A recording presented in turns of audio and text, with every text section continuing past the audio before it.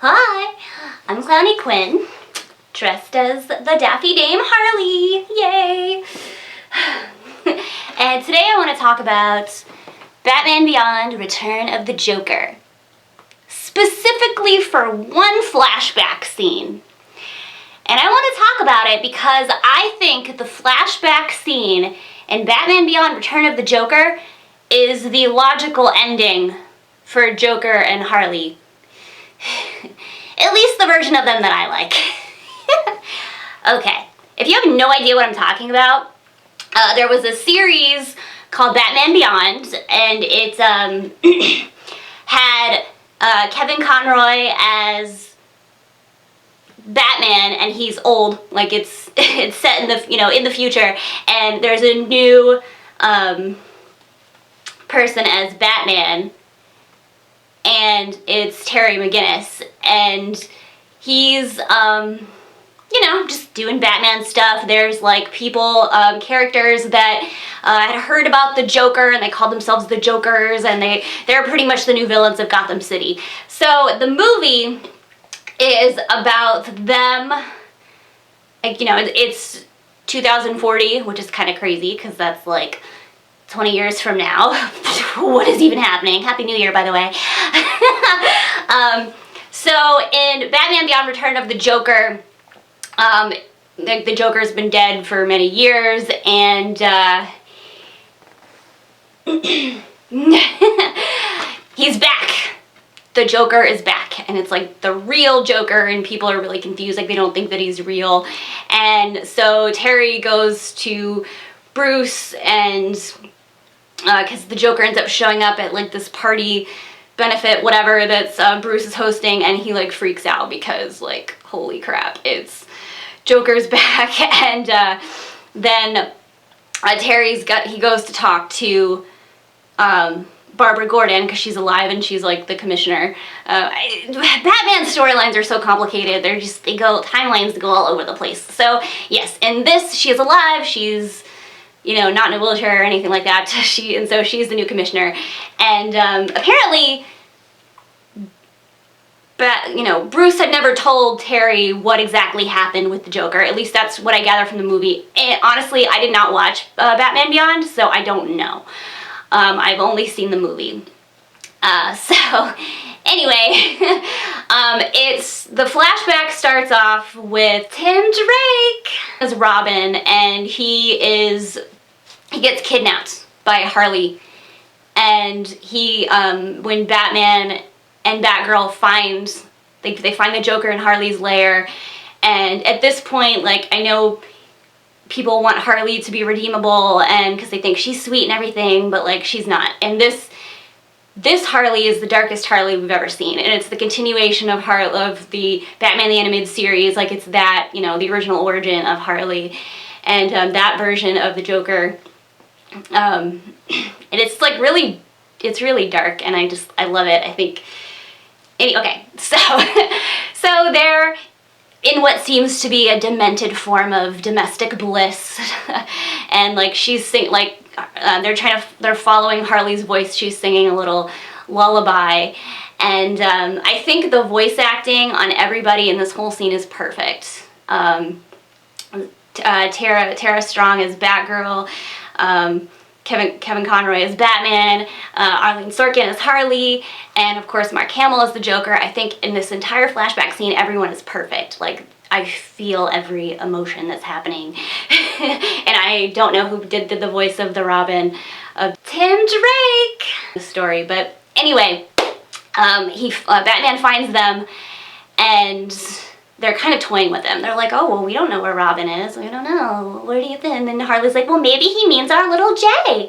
And then the Joker's like, of course, that's it. And they reveal that they have had Robin this whole time, and they've brainwashed him, like, through electric shocks and terribleness, and he looks exactly like Joker, and he's laughing maniacally and like can't like speak or anything. So Joker and Harley have like tortured this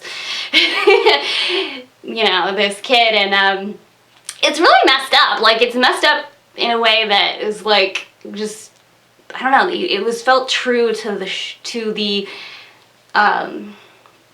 you know, the original series, animated series from the 90s. So I don't know, it just seemed like a logical step, I guess, to get, like, because that laughing gas was actually pretty scary. So Batgirl and Harley fight. They have a pretty good fight. And, like, Harley is occasionally talking to, you know, little Jay, as she calls him, and she's like, "Sweetie, get mommy's bazooka!" And, like, he throws her a bazooka, and she's trying to fight Batgirl, and they're like, "Ah," you know, and she's like, she was saying how, telling Batgirl that she, you know, they're one big happy family. And, like, that's how, you know, nutso she's become. Like, she'll do anything for the Joker, and it's really scary. And then, like, the back and forth between Batman and Joker is, once again, perfect. Like, I just think this whole thing's perfect. He reveals that Robin told him, like, Robin told Joker who Batman is. And just that back and forth is so perfect. And where Joker says that, like, "Oh, you're just a little boy in a playsuit crying for mommy and daddy." And, like, when he says his name, Bruce, like, it's so wicked and just maniacal, and it's like everything you ever feared. And he shows, like, little home movies and like home movies of them torturing Robin, and it's kind of reminiscent of, you know, The Killing Joke, where Joker is showing, you know, Commissioner Gordon what he did, like, the terrible stuff to the daughter. And, like, I know it has nothing to do with the storyline, but it's still, it's that level of, like, horror that's happening like before your eyes. And so Batman starts attacking him, and then they have, like, in the unrated version, he stabs Batman, which is kind of messed up. Like, there's this fun little gag where he, like, Joker's all about misdirection, and he ends up getting ahead and is able to, he, like, stabs Batman, but then they, you know, fighting, and then it ends up with standoff between Batman, Joker, and little Jay. And then in between all of this, we're getting fights with Batgirl and Harley actually ends up falling off a cliff. And to me, that's like, oh gosh, like, talking about just in the flashback scene, if you forget the rest of Batman Beyond Return of the Joker, I think that would be a worthy death, because, like, at this point, Harley is completely irredeemable. Like, this version of Harley would be irredeemable. So to me, I think that's a worthy end to her, is that she, you know, dies from falling off a cliff.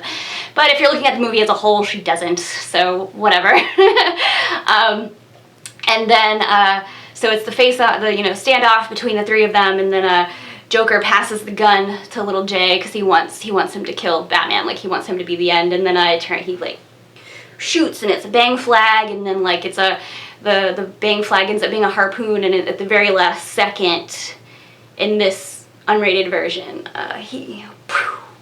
little Jay, or the tortured Robin, impales Joker on the with the harpoon gun. And there's another version that was the one that was on TV, and then it's like the, you know, regular version people have seen, where instead he throws the gun away and then pushes the Joker into, like, these wires, and he gets electrocuted and dies. So, but he, you know, he does die with the harpooning. And